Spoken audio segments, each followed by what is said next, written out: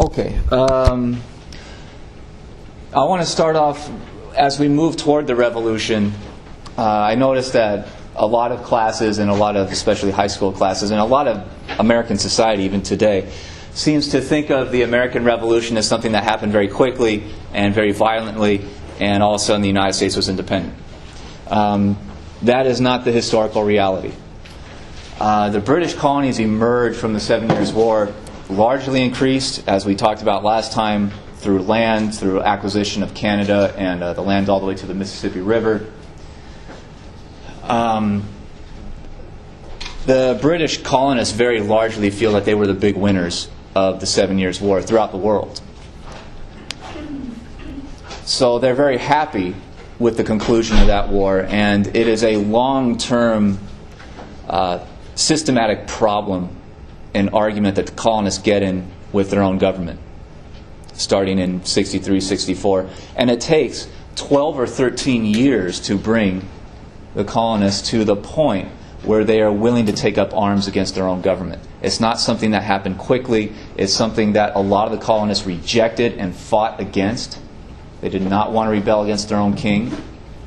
But through a long series of complaint, sending letters of complaint to the king and to London to try to get the government to change its policies, and then the government refuses, or they do something worse. This goes back and forth for a long time, over a decade, until the colonists eventually feel so desperate, many of them, that they're willing to take up a real revolution. And as we've already seen throughout much of the rest of European history, I mean, Europeans don't generally rise up against their kings very often, especially when they believe that their kings are appointed by God. So it is a big political debate in the 1760s. They are not openly rebelling against their king yet. They are complaining that the king is maybe led by some corrupt advisors or something like that. For a long time, the colonists still loved the king. And the overall idea is that the king is a good person, just led astray by conniving, fear and dominance-driven types of politicians in Parliament. So the first half of what has become known as the Revolution is really just an era of kind of phases of political complaint. And we'll go through the major phases, hopefully in the next hour or so. Eventually, to the point by about 1775, there doesn't seem to be many other solutions to this conflict other than open fighting. Okay, so this is what the British colonies now look like in 1763. They have won the 7 Years' War. They take in Canada. That becomes British property. They take over all the land to the Mississippi River. So the British colonists now have a lot of open land where they can expand into. And if you want to stay in the French colony, you have the French colonists are kicked west of the Mississippi, and they still control that area known as Louisiana. This map isn't completely accurate. This isn't Spanish territory. It's still French. But you get the idea with the growth of the British areas. And the British government went to its colonists and said, we largely fought this war for you, to defend you against French incursion, to defeat native alliances against you, and to open land for your continued economic and population growth. The problem for Britain at this point is that the fighting of the war drove up the British national debt astronomically. And even the British colonists in North America were aware of this. The British government leaders in Parliament in London were very aware of this, to the point of near panic. They were very, very worried about interest on the debt, if that sounds familiar to you. And it should. So they start taking steps to try to figure out a way to pay down the debt and make it more manageable going into the future. And the number one idea they hit on is to reduce government spending, because they don't have to fight this war anymore. So they're going to cut back on military spending pretty heavily. But they're also going to raise taxes, generate new revenue for the government to pay down the debt, or pay down as much of it as possible in a fairly short amount of years. So Parliament quickly, after the end of the war, start debating new tax laws. And because they tell their colonists in North America, we largely fought and won this war for your defense and enrichment, the colonists should kick in some of the money to pay down the debt that was used to win the war.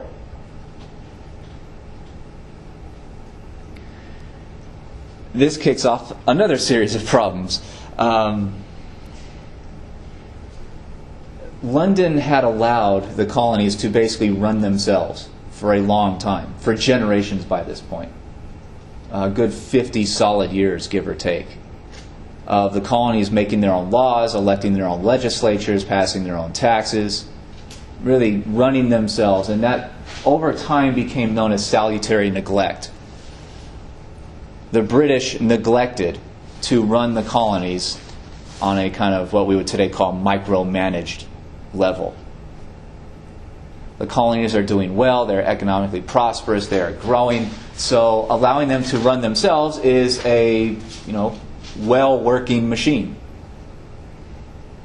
And for a long time, the British policy toward its colonies in North America is, it's not broke, so don't fix it.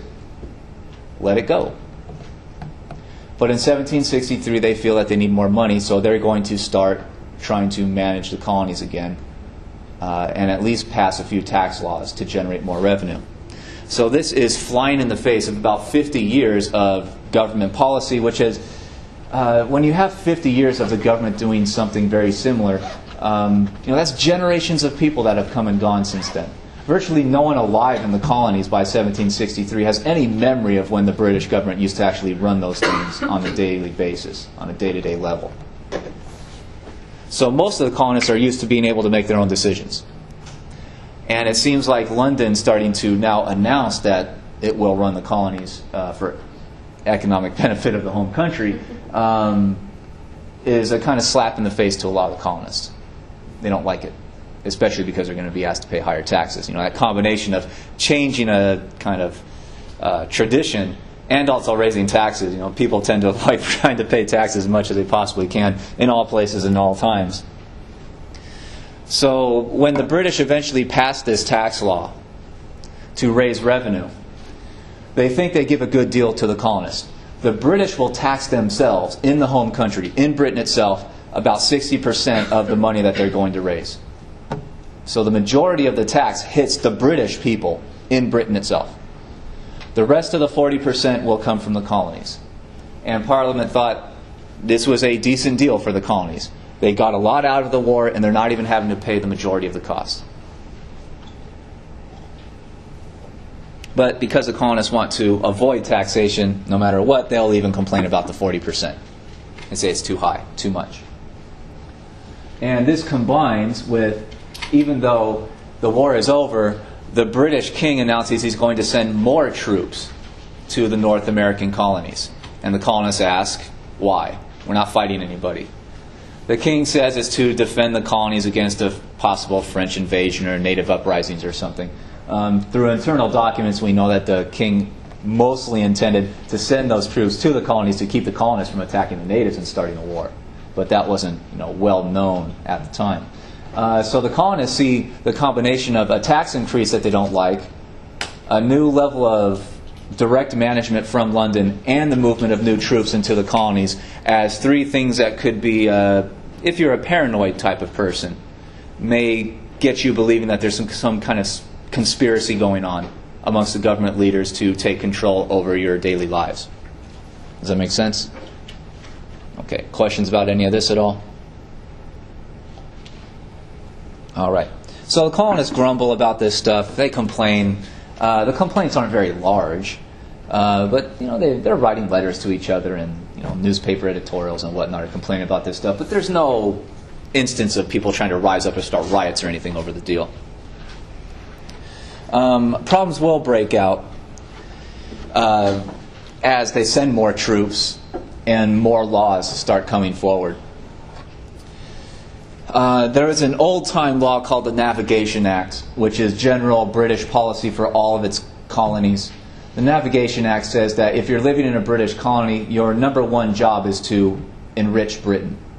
So you're supposed to trade with Britain, number one. Any other foreign countries is kind of secondary.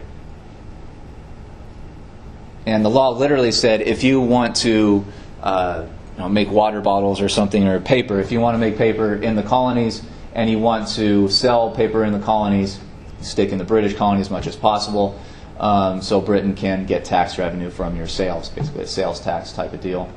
And if you want to export paper, if you have more paper than your colony is buying, then export it to Britain. Maybe they'll buy it there, so Britain again is going to get tax revenue off the imports going into Britain. If you want to export your paper to France or Spain or any other country in the world, the Navigation Act says you first have to stop in a British port somewhere on the globe. You cannot go directly to the third country. Why is that? What happens when you stop in the port? Yeah, they stop you and they force you to pay taxes to the British government. So by law, by forcing British colonists to first stop off in a British port, they have to pay a tax there. Therefore, Britain is getting most of the tax revenue, even though it's going to some other country eventually. So that's what the Navigation Act said. It was traditional. It had been there a long time. The colonists largely didn't mind it. But it shows you that the British government owns these colonies and dominates these areas to enrich itself. Question? How would we find out if they didn't stop it? Well, captains were supposed to keep logs of where they had gone, how many days they had traveled, where they had gone, how many taxes they had paid, how much, and it's their responsibility to know how much in weight of what goods they have in cargo on their ship. And that's how they usually pay taxes based on weight and type of cargo. So the captains were supposed to keep detailed records of all that stuff. But sometimes the captains forged the records to try to avoid being taxed. I mean, the same kind of stuff that happens today, obviously. If you've paid attention to the trucking industry recently, they put in laws saying that truck drivers can only drive so many hours in one day, I think it is, or 48 hours or something like that. But it's the same kind of story. I mean, drivers have tried to forge their records when they're allowed to do it by hand, so now they're doing it by computer. So, and literally your engine will shut off if you get too close to your hours limit. No, my dad's a truck driver, so I know a bunch of this stuff. But the same kind of stuff. And in 1763, sending 10,000 troops to North America is a big amount, especially in what is theoretically peacetime at this point. So colonists are starting to get a little bit worried. They do start complaining. The next year, 1764, London also passes a thing called the Currency Act, which forbids the American colonies from printing their own money. And that is very, very important. Literally, every colony used to print its own money. Massachusetts colony would have its own paper cash. Virginia, New York, all these different colonies, you could have all these different kinds of currencies floating around. Even individual banks used to print their own money back then. So it was hugely confusing. If you were in New York City, you might have 30 different currencies floating around society. So it wasn't very easy to make transactions, right? But another thing is very important. Remember, the British are using the colonies for their own enrichment. And when they forbid the colonies from printing their own money, they force the colonists to buy British money. Money that is printed in Britain. And how do you get a hold of this paper money? What do you give them in exchange? Gold, usually. Or silver, or some other kind of valuable mineral. Something that has some kind of stability in the market. So the British are using the Currency Act to stop the American colonists from printing their own money, thereby forcing them to buy British money. So when they buy British money, they send gold to Britain. And gold starts getting sucked out of the colonies very quickly after 1764. And because you have a restricted money supply, there's some economic damage. Economic growth slows down, which is what generally happens when you get the money supply getting shrunk intentionally by government decree. And that's exactly why today Federal Reserve is printing huge amounts of money, because they want economic growth, right? They want the economy to grow. They want more people buying and selling things, so they print more money. They create inflation. But for the colonies, a lot of businesses are very harmed by the fact that gold is just running out of the colonies going toward Britain. A lot of American businessmen are hurt, if not destroyed, by this, and they start getting mad. So the long-term complaint, the big complaint, the long-term revolution is very much started by the business elite in the colonies. But not everybody owns a business in the colonies, so not everyone has this kind of direct complaint against government policy. So the elite, the big business owners, the rich guys, are going to look for excuses to get the masses to support a lot of the complaints, when most of these complaints are mostly focused on if you're a big business owner. Okay, and they take that opportunity when in '64 the Parliament also passes the Sugar Act, which theoretically is supposed to be focused on taxation on sugar in the colonies. And sugar is important not just for having sugar on your table and using it in food or cooking or whatever. Sugar is important because it also gets made into other things, like molasses, which later gets made into rum. So messing with the taxation on sugar could also be messing with the cost of alcohol, which could very quickly get working class people very angry, just as today in a lot of ways. The interesting thing about the Sugar Act is that they actually cut the tax in half. They reduced the taxation on sugar. They take it from about 6% per ton down to 3%. So they literally cut it in half.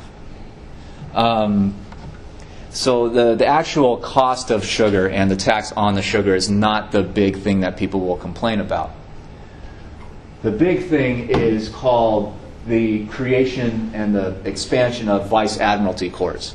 The story behind that is there are a lot of merchants, importers and exporters in the colonies that are avoiding taxation. They're doing this because the basic way of paying taxes is to bring your boat into, say, Boston Harbor in the middle of the day. Your boat lands, the tax collector comes out of his office, goes onto your boat, takes a look at the log, takes a look at the weight and the cargo, and applies the tax and, takes the money from the captain usually. So if you can figure out a way of parking your boat some other place at some other time, you can avoid the tax.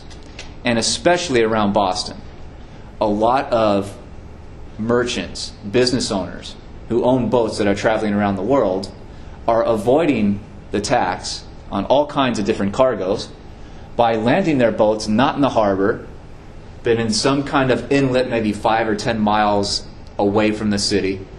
And they're doing this in the middle of the night, midnight or 2 a.m. or something like that, in secret. And back then, before they had electric light, a lot of people, working people, went to sleep when the sun went down or a little bit afterward, because there wasn't enough light to work. It was very expensive to have enough candles to do that stuff. So most working class people would be in bed and asleep shortly after sunset. And just being awake at 2 a.m. was a suspicious thing. It was uncommon. So a lot of these guys are literally going off in the middle of the night at secret meeting points with boats to unload the cargo in secret, bring it into the city, and sell it at market without having to pay the tax. What do we call those people today? Smugglers. So a lot of these so-called fine upstanding businessmen are basically just smugglers avoiding the tax. When they were caught doing this in the middle of the night, the ship captain, the guys that were actually doing this, and the business owner himself would be arrested for breaking the law and brought to trial. So they would be brought back to the city wherever they were from, wherever city had jurisdiction, and they would be put on trial. And the trial would be by a jury of their peers. Which means if you are a Boston merchant who is accused, oftentimes the colonial government could prove beyond really any doubt at all that you were actually doing this, because they had witnesses, they had all the evidence, and it would go to a decision of the jury. But who's on the jury? Other business people? Other merchants from Boston. So no matter how much evidence that the government brought against these guys, they're still being declared innocent because their friends are on the jury. And the government's getting pissed off because this has been going on for years. And that's the importance of this. When the Sugar Act goes in, a section of it says that anyone who's caught smuggling, trying to avoid the tax, will not go to a trial, a public trial with a jury of their peers. They will go to a Vice Admiralty court, which is basically a courtroom run by the British Navy. So if you are arrested, you go before a British captain or commodore or admiral. He is the judge. He is also the jury. And when you're arrested and brought into this court system, you are presumed guilty. You have to prove your innocence. So we have gone from very likely of getting off on the charges, getting declared innocent, to very likely being declared guilty and having a very harsh punishment. So a lot of the smugglers really do not like this Vice Admiralty court system because they're going to be convicted the overwhelming amount of times.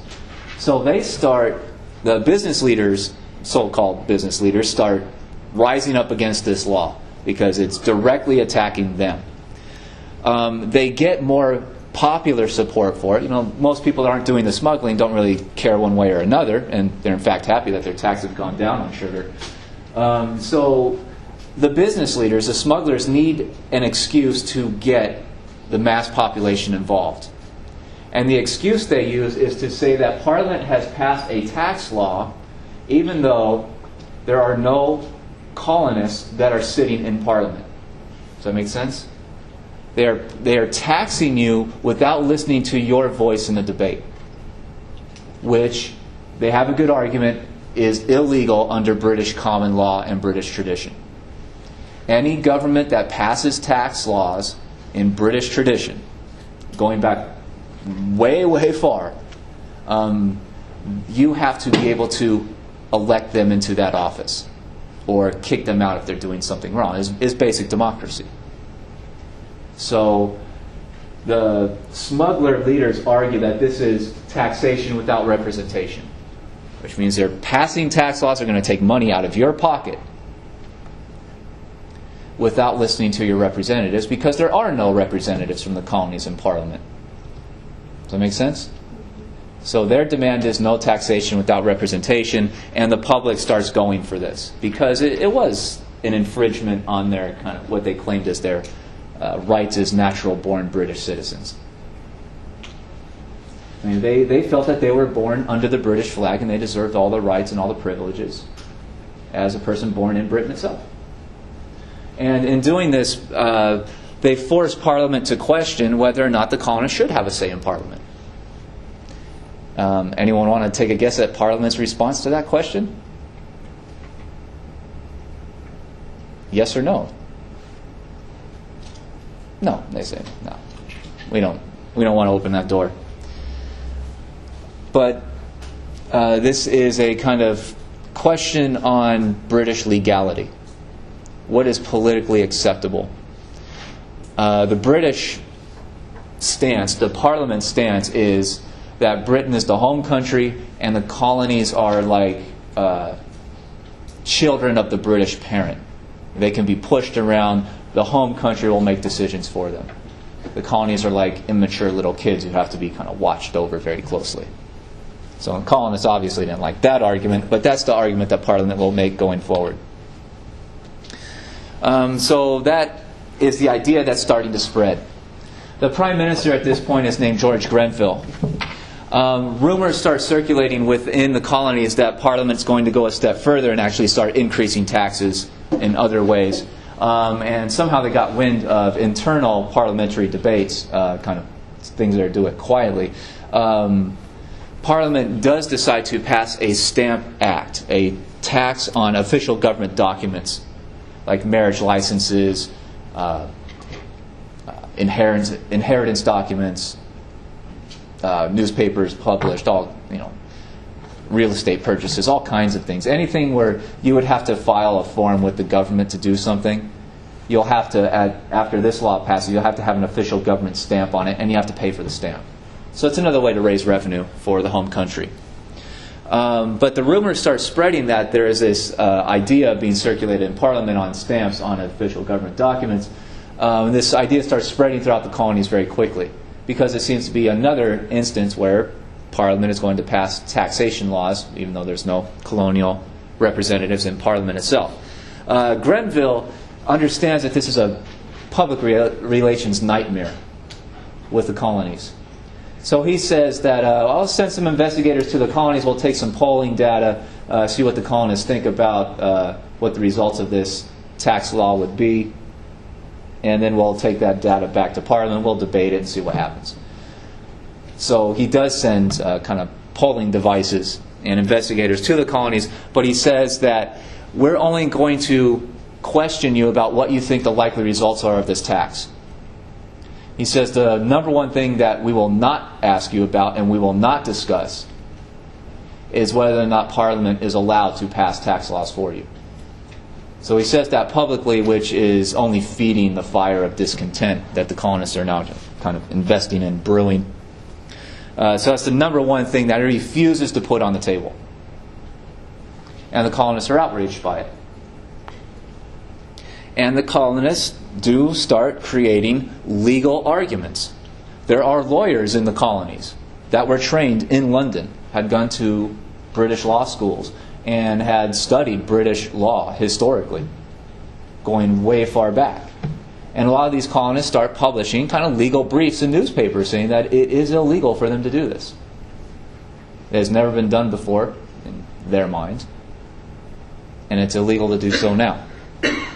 So Grenville has really opened the ugly door of representation, that question, even further than it was before.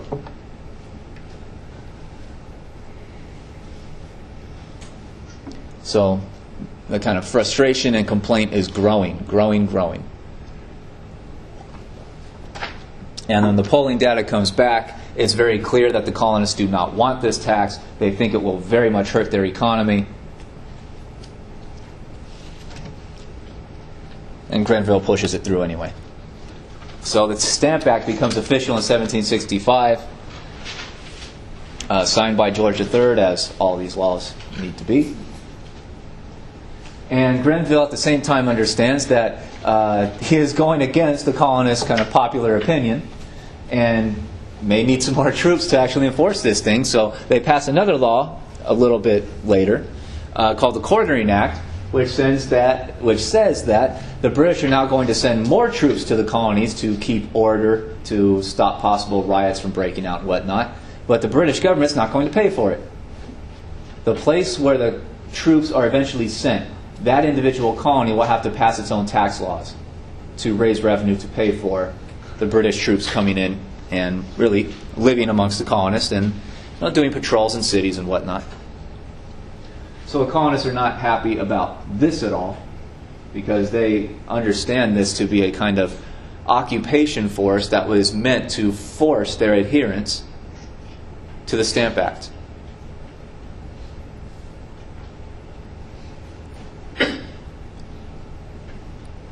And again, Parliament continues to say, under Grenville, that Parliament has the power to pass this stuff without much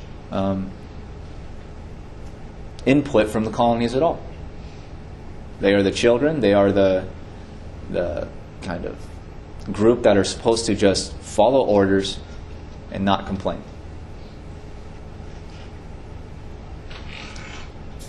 So by the summer of 65, this stuff is very unpopular, and the colonists will start mobilizing to figure out what to do about it. What can they possibly do to convince Parliament to stop doing this stuff?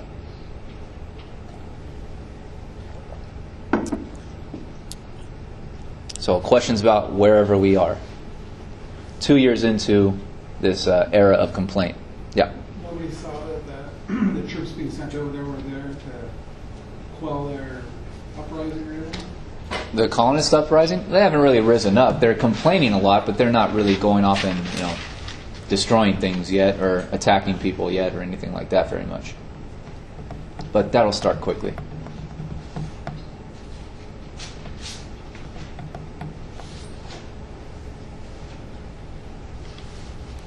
And there's very few bad relations with, or possible warfare doesn't look like it's likely to break out against native tribes. The French are far away, the Spanish are far away, so there's no other reason to be doing this other than to defend the law and make sure it's enforced. Okay, the colonists at this point, the leaders of the individual legislatures in the 13 colonies at this point decide that they have to do something about the Stamp Act. So they send the kind of leaders of individual legislatures to New York City in the summer of '65 to decide on some kind of united policy or statement or something that all the colonies can get behind. Because, you know, if one complains and writes a letter to the king, it's not going to have much pull. But if all 13 do it and they say they're all going to support each other, then Parliament will probably listen in one way or another. So they do meet. They decide to write down their grievances in a list and send it off in a letter to the king and Parliament. Their grievances, their things that they want changed, are basically boiled down to two major arguments.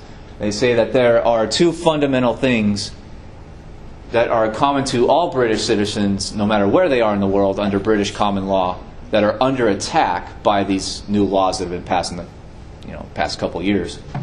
Number one is the right to trial by jury, trial of jury by peers, which is common British tradition going all the way back to the Magna Carta. So pretty old stuff there.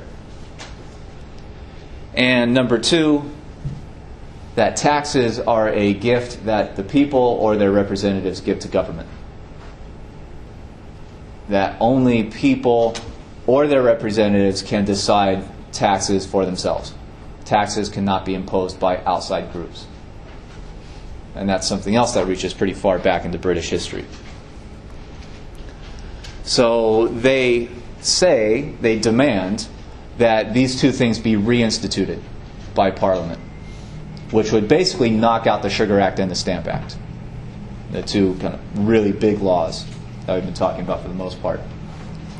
But you can't have demands without a threat, right? If you just make demands and you have no power to back it up, then no one's ever going to listen to you. Or they may listen to you, but they're not actually going to do anything about it, most likely. So the big threat that the colonists had was a boycott. They say that if Parliament doesn't respond by the end of 1765, then the colonists will refuse to buy stuff imported from Britain and therefore try to destroy the British economy, certain British businesses. And the members of Parliament, the guys passing all these laws, are investors. They are stock owners in a lot of these companies. So they stand to take a personal economic hit also. And Parliament very quickly starts to reconsider. At this point also, especially late in '65, when it looks like Parliament may not be responding quick enough, you start getting mob violence in several of the colonies, especially around Boston.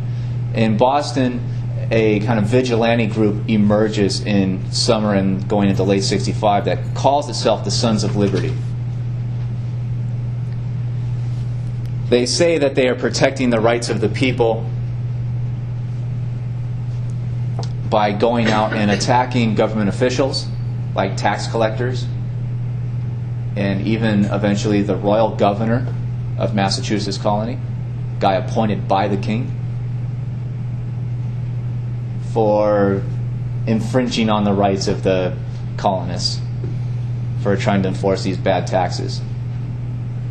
So if a tax collector walks out into the harbor to collect taxes on a boat at noon or 1 p.m. or something like that, the Sons of Liberty may just gather around that person and pick him up off his feet and beat him up, throw him in the ocean. One of the more popular ones was, or most common ones, was tar and feathering, which would mean put you up on a platform, strip you naked, pour boiling hot tar all over your body, and then dump chicken feathers on you, which makes it very difficult to pull the feathers off. So this was a very, very violent group that would often attack in the middle of the night and burn down the houses of government officials or any pro-British outspoken private citizen. These guys could literally show up at midnight at your house and burn it down without warning, with you and your family in it. So these guys are very, very violent. And they're doing this to intimidate government officials into not complying with the law. Do they have a leader? They have quite a few leaders. There's no one. So they become very dangerous because you start getting splinter groups and they start getting the competition about who could be most violent and most extreme. And it starts getting really out of hand fast. Start out small and then gradually grow. Yeah. Yeah. But probably one of the first large known instances of a domestic terrorist organization in U.S. history. They're literally terrorizing anybody who speaks out in favor of what Parliament has been doing. Doesn't matter if you're a government official or just a common person on the street. And of course, the British respond by sending more troops, which these guys interpret as increased repression, so they ramp up their activities. And this seems to be a kind of building conflict. Did more people as a whole disagree or agree with Parliament? It's hard to judge. Even when the war is being fought, historians estimate that only a third of the population actively supported the revolution. I mean, that's even second half of today when we get into the actual war. So by this point, it's very, very difficult to know. But in general, historians say even the later stage, where people did feel militantly threatened, only a third of the population wanted an independent country. So did people start getting scared when these guys banded together? Oh, yes. Oh, yeah. These are, it's hard to find a similar group today.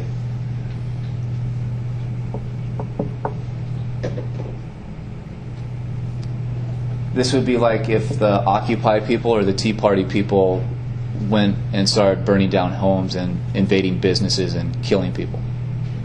I mean, this is dangerous, brutal stuff.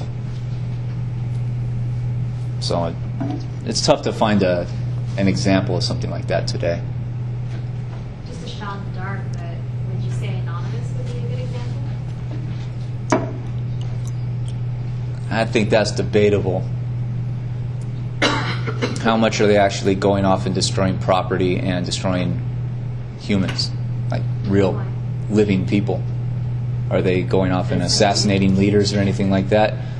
No, they're trying to destroy certain targeted businesses, but you know, these guys did the same thing. The Sons of Liberty did the same thing, but they took it to the next extreme. I mean, these are very violent people, and they're often gathered around the house and demand that their target come out so that they can hang him, or in certain instances they threaten to cut the guy's heart out right there on the spot. I mean, literally, they had swords and knives, and they say if you don't come out, we're going to burn your house down with your family in it. I mean, that's not an exaggeration.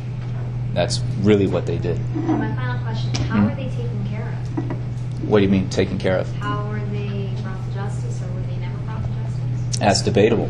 A lot of them weren't. That's the problem with mob violence. How do you go out and arrest all the leaders of the mob in enough time to prevent the next mob from gathering? That's one of their strengths. Was this before or after the time of Bobbies? After what? Bobbies? The police force from Sir Robert Peel? Oh, that's in Britain itself, right? That's usually in London or Britain, or England and Scotland. These are different kinds of police forces. These are, in the colonies, usually the police forces are either the private troops hired by like the British East India Company, especially in India, or official government soldiers. This is the British Army that's often relied on as the police force. Yeah. Anyone else? No. Oh, okay. Moving on. Parliament does respond to the pressure brought by the colonists. They basically did not want the boycott, and once the boycott was threatened, they start negotiating. Parliament does eventually repeal the Stamp Act. So they take that one and trash it. And that was a big debate in Parliament. There are a lot of leaders in Parliament that want to, force a showdown against the colonists. And a lot of people in Parliament, a lot of the guys in Parliament, say, if we give in to their demands, what do you think is the likely outcome of that? What's the next step that the colonists are likely to take? What happens when a child demands something of you and you give in? What do they do next? Ask for something else. Yeah, they ask for something else, and often something bigger. So a lot of the leaders in Parliament use this kind of parent-to-child analogy and say, well, if we give in to them now, they're going to realize how powerful they are, they're going to realize how afraid we are, and they'll make bigger demands in the future. A lot of popular British politicians, including William Pitt, the big foreign policy hero of the 7 Years' War, argues that the colonists have a constitutional argument, that you cannot pass tax laws without their representatives in Parliament. So eventually they choose to repeal the Stamp Act. They trash it. But at the moment they repeal it, they also pass another law called the Declaratory Act, which literally says, even though we're trashing the Stamp Act, that tax, we are not admitting that you have a case. We're still saying that Parliament has the right to pass laws for the colonies. And I think the quote from the law is, laws that can bind the colonies in any way whatsoever. So they're still claiming to have the power to do this stuff. They're just getting rid of that one individual law that became unpopular.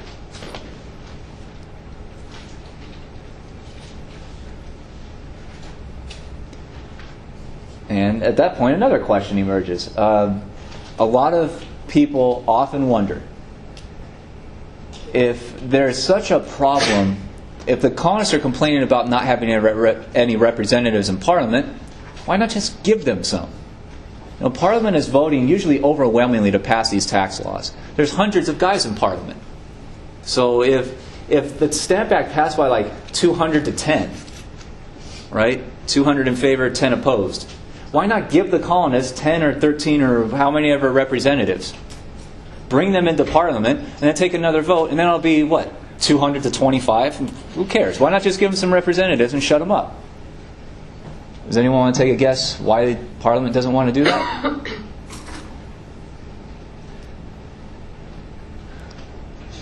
It's because the colonial population is growing, and it's growing fast. So if you take the same kind of representative formula, one representative for X amount of British people to go to Parliament, and you apply that to the colonies, it's estimated in the mid-1700s that the colonies will have the same size population as Britain itself by about the year 1800. And when you realize that Britain is a gigantic worldwide empire, they have other colonies in other places. You can't just give representatives to one colony and ignore the rest, right? That's not going to fly. India has a gigantic population. Cities in China have gigantic populations, and Britain doesn't want to open the possibility of letting colonial representatives in, because if they do it for all their colonies, Britain could be outvoted in their own damn parliament by their outsiders, by their so-called children. So that is not a solution, and so they're going to stick to this idea that Parliament will have the right to pass laws for its colonies without the colonies sending representatives in. So they're playing a numbers game, and they're going to try to win it. The colonists by 66, going into 67, are building up a long-term kind of fear. A lot of the newspaper editors and people that are writing and speaking out publicly against what Parliament is doing, they have what you might think of as a very paranoid outlook on this stuff. A lot of these leaders, like Patrick Henry up here on the left, Samuel Adams from Boston in the middle, they consider a lot of what Parliament is doing as just one step, as just like an experiment to see how much the colonists will put up with the idea that we'll just take this one step. If they accept it, we'll go a little bit further in a few years, and then a little bit further, so that maybe in a few decades, according to this paranoid outlook, Parliament will basically run the colonies like slaves. That they will step by step, piece by piece, take away the colonists' rights as British citizens. And a lot of the colonists say, if we allow this to continue, then we are allowing ourselves to be enslaved by the British home country. Which is an interesting analogy, because people from Virginia, like Henry, owned a lot of slaves. I mean, real slaves. Not just not have many rights and have to pay taxes slaves, but, real physical bondage working out in the fields. But a lot of these growing extremist kinds of leaders say that we have to rise up against Parliament passing laws for us without our representatives in any instance, because giving in just a little bit, compromising a little bit, will only encourage the British to possibly go further and further and further and further until all the colonists are the slaves to Britain. So there's a very deep fear of the long-term future at this point.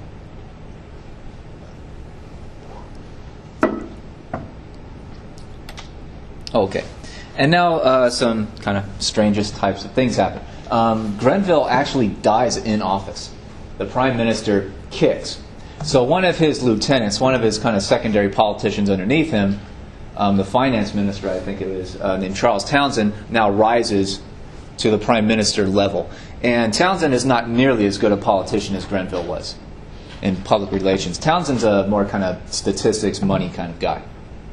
And he looks at the government books and says, we need more revenue. So he forces through a new set of economic regulations for the colonies that he says are just laws. They're not taxes, but the laws are worked to the point where when it goes into effect, it will basically it will act like a tax. And the colonists understand this. So the Townshend Acts of 67, the colonists look at it as another kind of backdoor way, a sneaky way to increase taxes on the colonists without officially calling it a tax. And the colonists start complaining about it. Colonists start rising up and talking about another boycott or something, or Sons of Liberty gets very active again.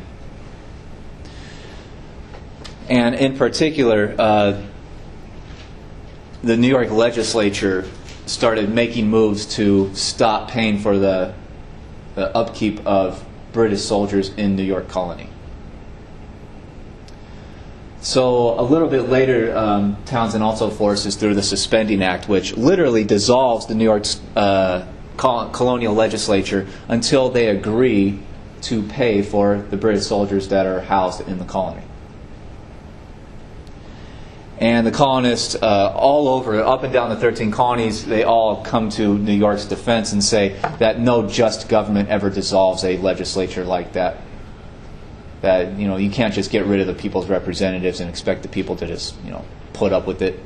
That's legally unjustifiable. So Townshend becomes the new center of paranoia in the colonies, and someone that the colonists are very much afraid of. What's his policy? What's he going to do for the long-term future?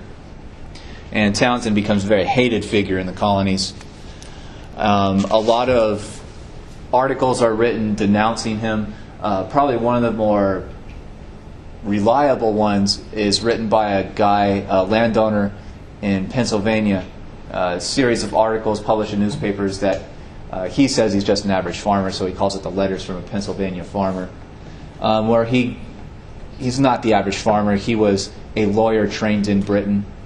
So he put forth a lot of British legal arguments against the Townshend Acts, and he basically gives out a call to the rest of the colonists saying, we have to stand up against this stuff, because if we allow this to go through, it's just the first step in their program of enslaving us all. And the letters, or at least a couple of the letters, are up for possible reading responses. They're up in the library website. So that's Townshend. Going into early the next year, a lot of the colonists believe that they literally have to get back together, just like the Stamp Act Congress, and start threatening Parliament with some kind of activity to force them to stop this stuff. The Massachusetts legislature in Boston takes up the lead, and especially their radical leader, Samuel Adams. Adams proposed in a meeting of the colonial legislature to write a letter to the rest of the colonies asking to support New York, and basically asking the rest of the colonial leaderships to all get together in united opposition to the Townshend Acts.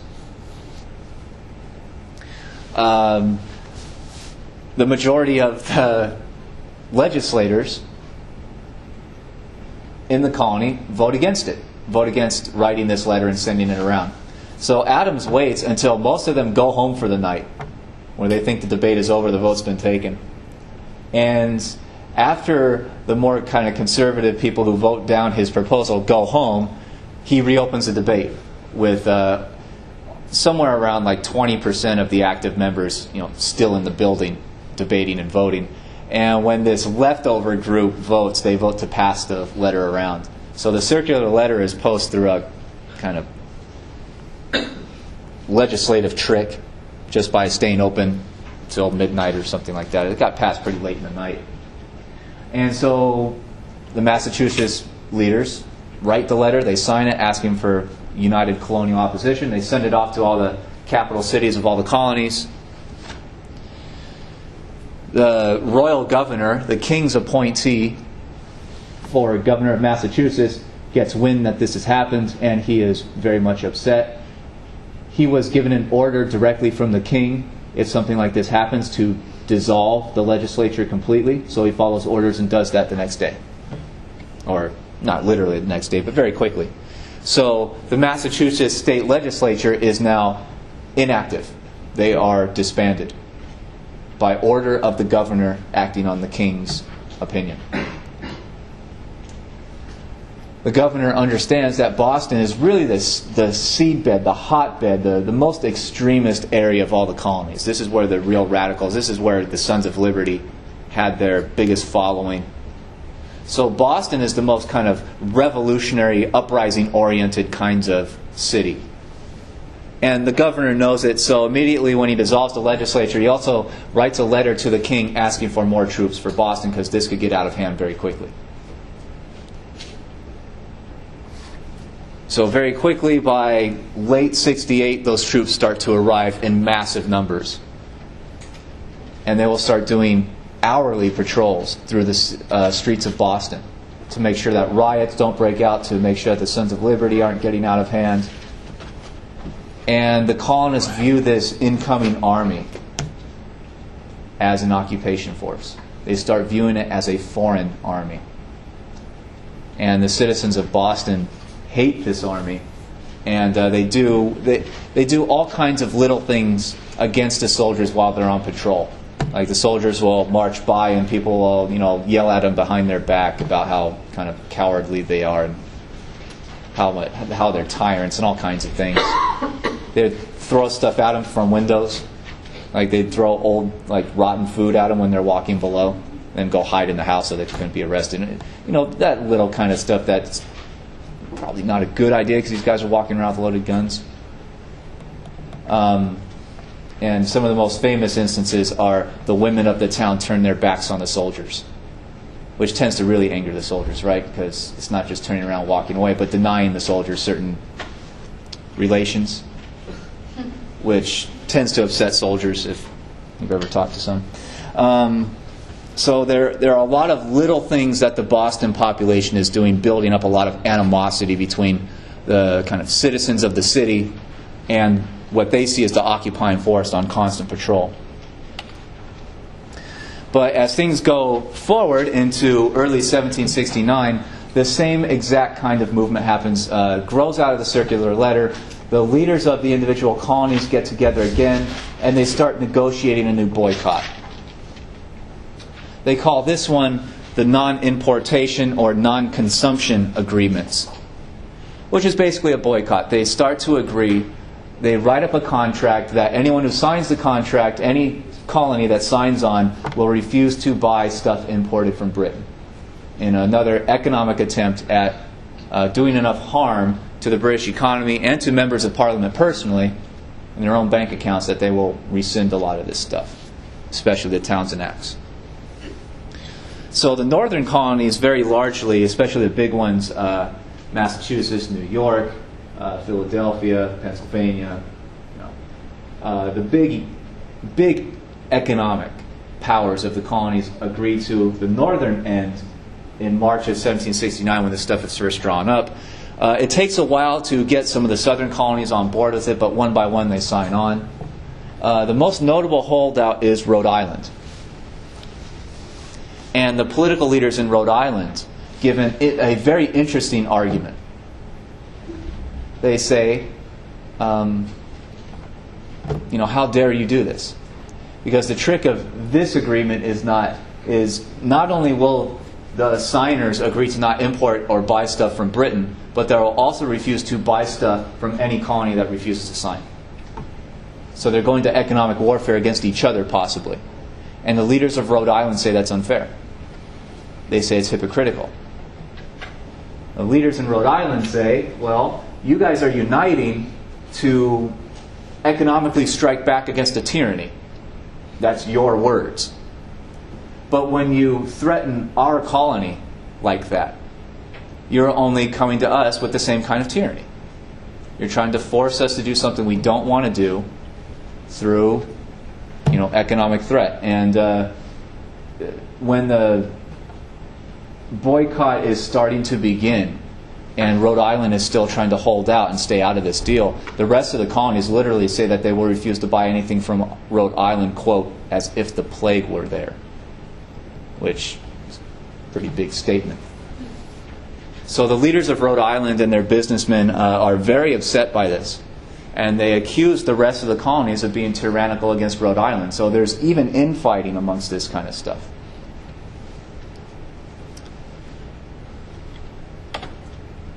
Eventually, Charles Townshend himself dies fairly quickly also, and then Parliament takes that opportunity to repeal the Townshend Acts.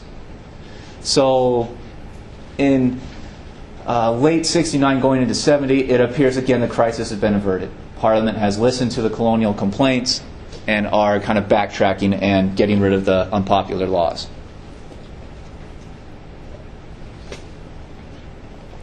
Which sends us into 1770. The troops are still in Boston, though. They haven't left. And the animosity is built up between the citizens of Boston and the troops on deployment to the point where the troops are getting into fistfights sometimes. A lot of them have just had it with being kind of constantly insulted and sometimes even kind of maliciously attacked in some small ways. So sometimes these British soldiers get into fistfights with some of the citizens, and the citizens step back and say, oh, these guys are absolutely horrible, wretched soldiers that are attacking our good, innocent population, which is complete propaganda, but it works. In April 1770, reportedly, as one of these groups is out on patrol, they're marching through one of the Boston streets. One of the colonists finally, went a little bit over the top, and while on patrol, one of the soldiers hit the guy, knocked him down, and the guy complaining, "You're a horrible person," and runs off. Then a mob starts to gather around that little group that was on patrol. They basically back them up against a wall, which is kind of implied here on the right side of the building. As night starts to fall, they don't let the soldiers go back to their barracks, and there are real physical threats. I mean, there's at least a few hundred people gathering around these 7, 8, 10 soldiers or so, and they can't get out. So a larger and larger mob is gathering, and these soldiers very much feel that they're under threat of being murdered or being attacked somehow. So to warn the colonists, the captain of that little group orders his troops to load their guns, which is obviously a pretty big threat. He basically says the crowd needs to disperse, or we're going to load our weapons, and there's only one step after that, right? At that point, it appears that a lot of the colonists start throwing things at this small group of soldiers, and specifically they start throwing snowballs, which doesn't seem like a big threat to us because we go up to Mount Baldy or something and throw snowballs at each other. It's a fun time and everything. Because snowballs up in Mount Baldy, you make them and you throw them and they disintegrate in midair, right? They're nothing because this is California. Have any of you ever lived in the East Coast and experienced those snowballs? Those are not really snowballs as we think of them. They're ice balls. They're frozen to the core. So they're like little chunks of concrete. And they kill people when you hit someone in the head.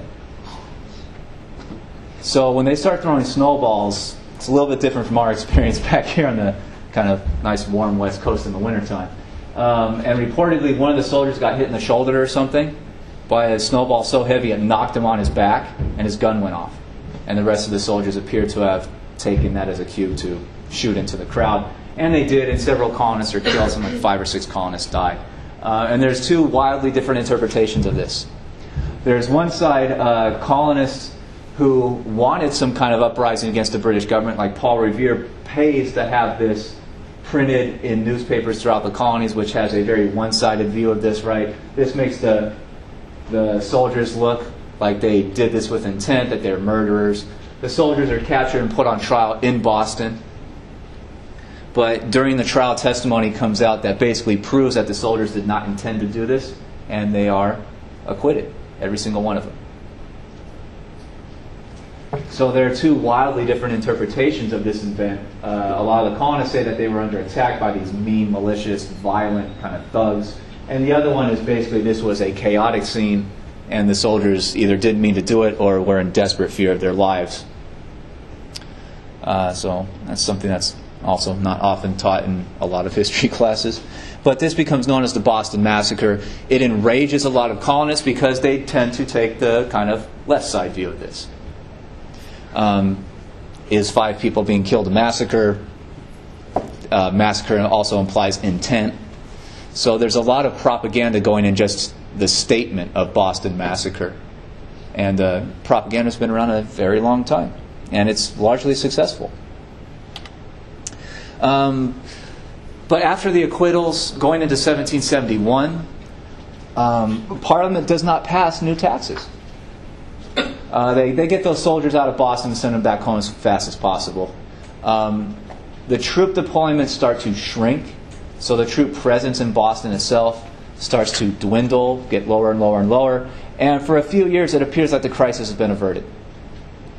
And a lot of colonists openly say for a few years, this proves how great the Parliament is. This proves how great democracy is. And even the king himself. For a few years, they started going in the wrong direction. They started assaulting the colonists' natural-born rights as British citizens. But the colonists were kind of manly and good and righteous enough to stand up and, tell the truth about what was happening. And Parliament and the king were good and moral enough to listen to the colonists and actually change their policies. So there is a few years where there's a lot of good feeling on both sides of the Atlantic between the colonies and the home country. And you can see by this chart, for the few years after about 1771, trade absolutely booms between the colonies and the home country. Business is great. But this is going to be the last time business will be great for quite a long time. For nearly 20 years. And at least 15 years. Because in 1773, the British East India Company takes a dump. They invested too heavily in especially India. They took a lot of economic losses that drove them to the brink of bankruptcy. And again, members of Parliament, the guys passing the laws for the British Empire, are big stock owners very often in that company. So they don't want to see the company go bankrupt because they're going to lose their investment. So Parliament very quickly steps in and passes a law that is basically a bailout for the British East India Company to keep it in existence. The law has several different parts. Number one, lowers taxes on the company's tea in the British islands themselves, which makes the tea more competitive, which means more people are probably going to buy the tea, company's going to make more money. Any extra tea that is not being bought and consumed in the British home islands will be sent to the North American colonies in massive quantities, which is basically known as dumping. They're dumping their extra stuff onto the colonial market. And they give the British East India Company a monopoly over tea sales in the colonies. And that's the big one. The company will be the only one allowed to import tea into the colonies. And very often, colonial tea makers will be put out of business. And they're not happy about it.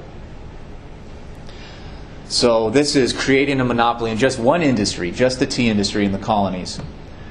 And the colonial tea makers are obviously put out by it. But the rest of the business leader class says that monopolies are not good. They see it as a threat to all of their businesses. And they start complaining about this Tea Act and had a very willing population that's ready to do something about it. And they really view this as Parliament, again, maybe taking the first step in stealing away all the British natural-born rights from the colonists and eventually reducing them to slavery in a few decades. So it seems like Parliament is coming back again in a sneaky way to try to destroy British rights in the colonies.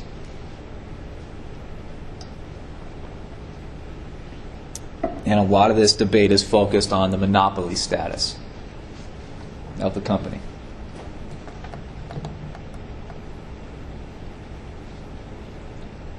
So the crisis is reemerging. And this time, basically, it won't be solved.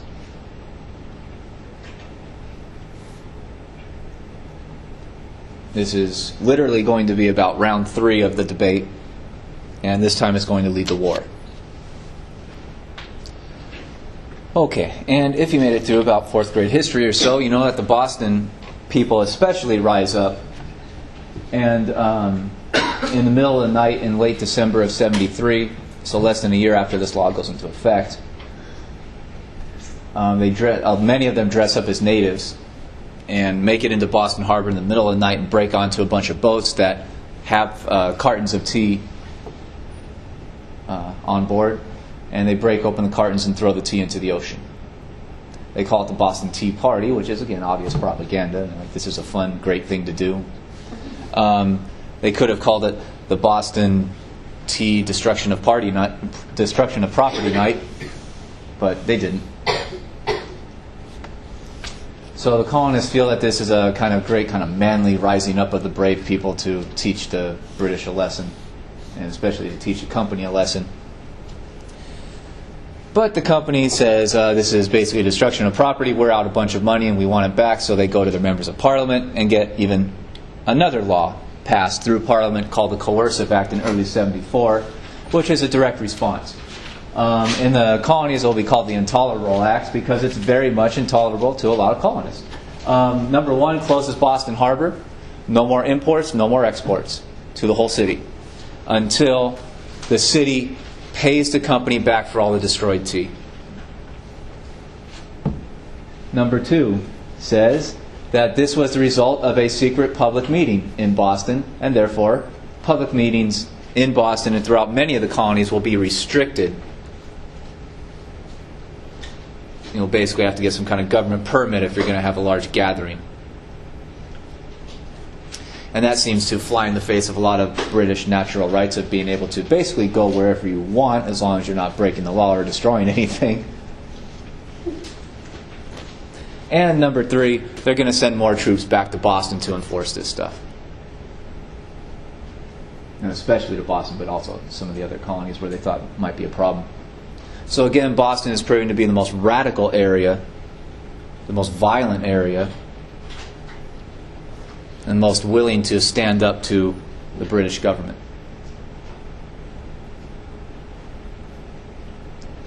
And at about the same time, they also passed another act called the Quebec Act, which takes a big chunk of those western territories and takes them away from the 13 colonies and gives them to the Canadian colony, which will also anger a lot of kind of real estate investors and big business people, and also the general populations who want to continue expanding westward, but now they're going to be cut off. So this seems to be a direct government attack against the natural rights of British people, and one more argument for the colonists to say, if we accept this stuff, it's just one more step down the road of enslavement. So they, with propaganda, again, they call it the Intolerable Acts.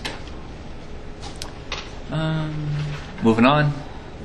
Okay, so here's a map of 1763 when the British took control of all this land out west and also Canada. So you can see that very quickly the colonies started deciding who got to own that land. So they draw these long lines all the way to the Mississippi saying, oh, it's going to be Virginia or whatever delineation they give for certain areas. And the Quebec Act comes on through and says, okay, now Canada's going to extend all the way down all the way to the Mississippi, which cuts off a lot of, especially the Massachusetts claim, going into the west. So these are, direct consequences of the uprisings in certain northern areas of the colonies. Let's see. All right. The colonial leaders, again, tried the same old tactic that has worked twice already. They gathered together their representatives, this time in Philadelphia, I think, in late 74 to decide how they're going to respond to these threats and these new laws. They call this the Continental Congress. Their number one demand is repeal the coercive acts because it was a direct violation of British common law. And their big threat, again, is to boycott anything imported from Britain. So it's the same old economic boycott threat that they've used twice already and been pretty successful for them twice already. So they went back to the same old drawing board. At this point, though, Parliament refuses. Parliament is not going to give in. They say that the coercive acts are just a response to illegality, to criminals in Boston destroying property, and they say it's justified. So eventually it comes down to the Continental Congress's demand is that the Parliament has to repeal the coercive acts by January 1st, 1775, the new year. And if not, the boycott will go into effect on January 1st.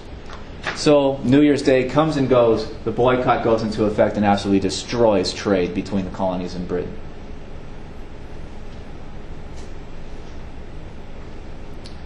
The British are going to start sending more troops to the colonies. And the Congress will now authorize the creation of a militia to defend the colonies against what they're openly starting to call a foreign invasion, even though it's troops from their own government's army. This does not mean that they're saying that the colonies want to be an independent country. They're just saying that they want to bring together soldiers for their own defense. And at first they say they really just want to teach the king a lesson and Parliament a lesson. We are strong enough to resist. We're not going to be just pushed around easily. We are strong and we are righteous on our defense, and you should better listen to us. Who was king at the time? George III. He became king in 1760, I think, somewhere around there. He's a very young king, and he'll be around until the 1820s. So he's going to be around quite a long time, or 1818, somewhere around there. So he's on the throne for quite a while. Not always mentally intact. It appears in the 1780s, 1790s, he started to kind of lose his mind a little bit. There's a good movie from the 90s called The Madness of King George, which depicts him in much older age in the 1800s, pretty well detached from what we would think of as reality. But this is the looming crisis. The Congress authorizes the creation of a militia army. That starts gathering. So when the British troops start coming in, there is going to be a conflict. And the first kind of semi-official battles happen just to the west of Boston at two little towns called Lexington and Concord in April 75.